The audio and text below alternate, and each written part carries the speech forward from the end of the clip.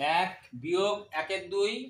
গুণ 1 বিয়োগ 1 3 গুণ 1 বিয়োগ 1 4 ডট ডট ডট, মানে এর মধ্যে আরো আছে 1 বিয়োগ 1 4 হবে, তারপর কত হবে 1 বিয়োগ 1 এর লেখা নেই, ঠিক আছে, ডট ডট ডট 1 বিয়োগ 1 10 সমান কত হবে? তাহলে এটা লসগু কত হয় 2, 2 বিয়োগ কত 1, এটা লসগু কত হয়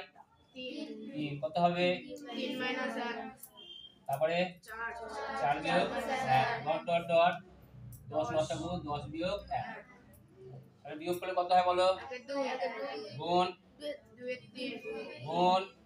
4 ডট ডট ডট 9 ভালো করে লক্ষ্য করে দেখো, এই 2 কেটে গেল,